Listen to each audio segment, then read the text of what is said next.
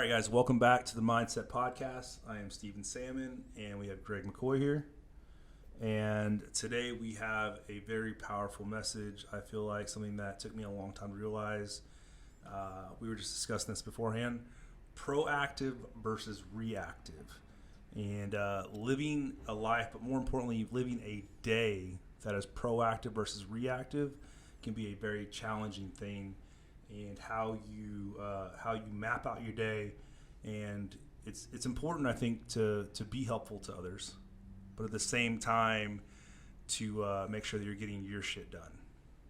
Yeah, this is a super tough topic, especially the busier that you get. Yep. And I find it's a daily battle to be what I call on offense, and it can be uncomfortable. I know for me, like I always want to help and feel helpful, but sometimes you have to make yourself inaccessible so that you can do what's on your list. And it starts, I think, with a list, a list of intentions. What's the most important things you need to get done that day, and not bending as much as you can until you're able to get those things done. So step one is creating a list. Step two is creating boundaries, right? Yeah. You have to set boundaries for yourself so people understand that now is the time you can approach me.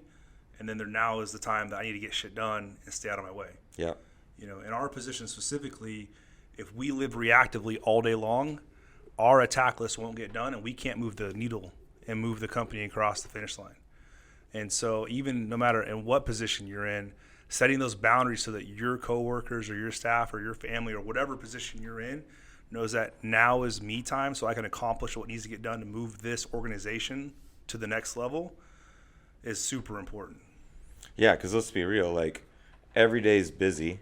You could spend every day in the moment. Yep. But if you're spending every day in the moment, like who's looking at 5 years from now? Yep.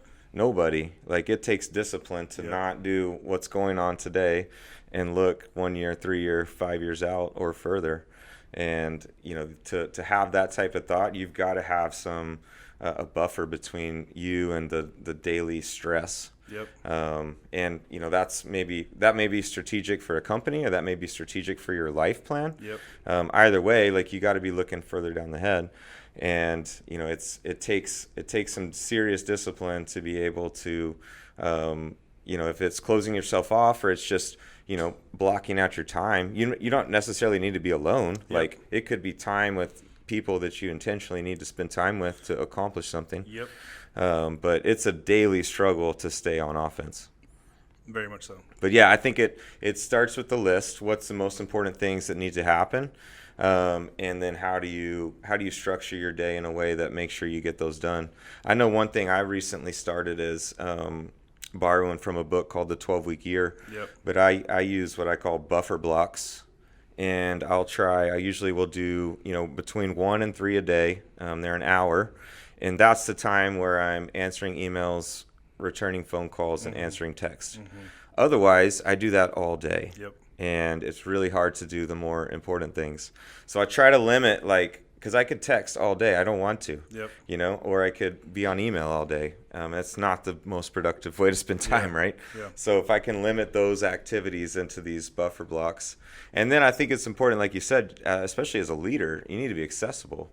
But you set aside time to be accessible and time that you're not. And, everyone's going to respect that. Yeah. So it sounds like you do time management as well. Yeah. Yeah. I mean, that's something you have to. Yeah. So I'll set up every morning when I set up my day, I map out, hey, these are the 5-6 things that I absolutely need to accomplish today. And then I'll pencil them in and I schedule them. Yeah. Hey, from 8:30 to 9:30, I'm doing this. From 9:30 to 9:45, I'm doing this. From 9:45 to 10:15, this is how long this should take, and I get it done.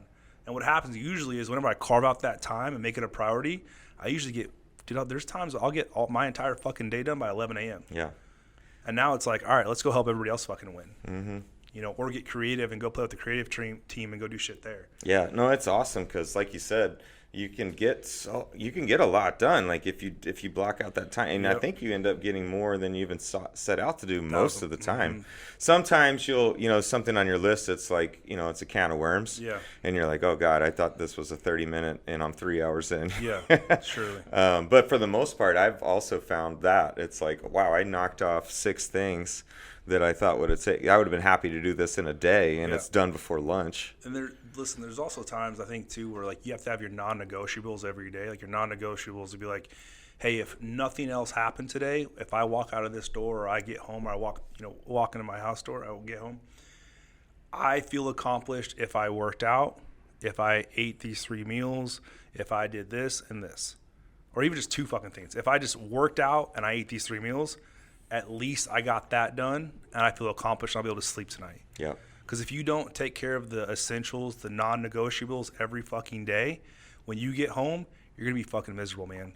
If you don't take care of yourself before you take care of others, you're fucking done with. Yeah. I mean, we talked about that. Let's put your oxygen mask on first, right? Like, yeah.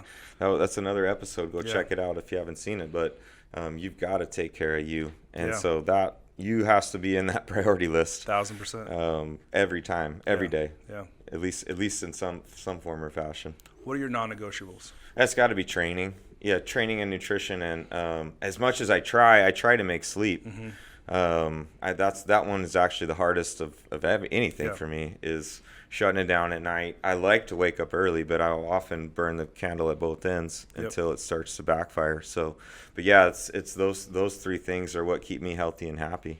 Have you ever found that whenever you are in your flow of your pre-planned day and people are trying to make you be reactive, have you found that it's off-putting to people, or do you find that you have ways of telling them, hey, not right now, or let me get back to you, or my go-to question is, hey, how important is this right now? Yeah. That's always my question. Is like, hey, because if there's a fucking fire and you need me, we're on the same team. I got your back. Yeah. But if it's not a fire right now, let me get back to you. Or is this, in other ways, for me, what it's been too is this an email? Is this a text? Or is this a Google chat? Or is this an interrupt Steve right now conversation? Because how many times in this small building do people just, walk to the door and they're like, hey, Steve. And I'm like, hey, motherfucker. Yeah. Like, this could have been a Google chat and I'll get back to you in like 5 minutes. Yeah. Or this could be an email that we can deal with later.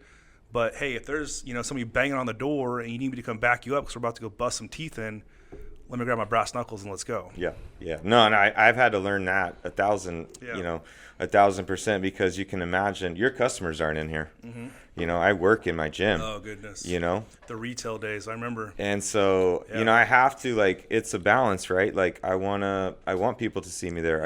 I want to know my members. I want to hear their stories. But I also have a business to run. Yeah. And so, there's times where I'll dedicate half an hour to shaking hands, fist bumping, talking shit, walking the floor. But I have an office for a reason, and it's hidden away. Yeah. Most people don't know where it is. Yeah. And it has a door on it. Yeah. So, that's really important, man. I put myself in your shoes thinking about that, going, because if you were to walk, from here to across the floor, and you beeline it and don't look at anybody, they're going to think that A, Greg's in a bad mood, B, that's off-putting, C, he's a dick, and you're not any of those things. You're literally just trying to go address something across the gym. So yeah, that must be a tough thing for you, man, to have to always be aware of that. Yeah. Yeah, no, that's but it's I've gotten the hang of it, and at times it's still difficult, but it's just one of those things. It's a daily discipline of that's my mindset, is how do I stay on offense? Yeah. To make sure that those check marks that I need to do day in and day out are getting done. And also too, one thing, and this may be helpful for those of you if you get interrupted a lot at the gym, most people become, it's a social setting at the gym. Yeah. I found I have to train with a partner. If I'm by myself, it's I'm a sitting duck. Everyone's going to come talk to me. And that's, I like that I'm that approachable. Sure. But if I'm with a training partner and we're locked in, it's usually just a what's up or a fist bump or good to see you. Yeah. It's not interrupt for 30 minutes where I need to address the interruption, right? Yeah.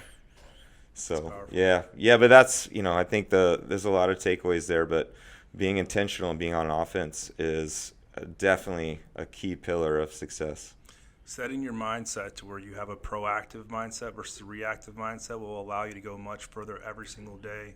And at the end of the week, you'll feel so much more accomplished because you got more done. Yeah, I can even add to one more thing I was thinking about.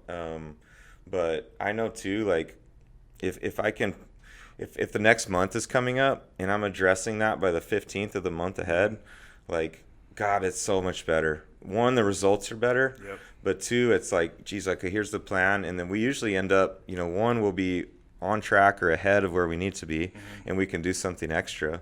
But it's like to be able to think into the future is so much less stressful than like what email campaign needs to go out by Friday to catch us up or whatever. Yeah, I get it. All right, guys, that was it. That was the proactive versus reactive, and appreciate you guys listening in. Share it with a friend, and see you next time.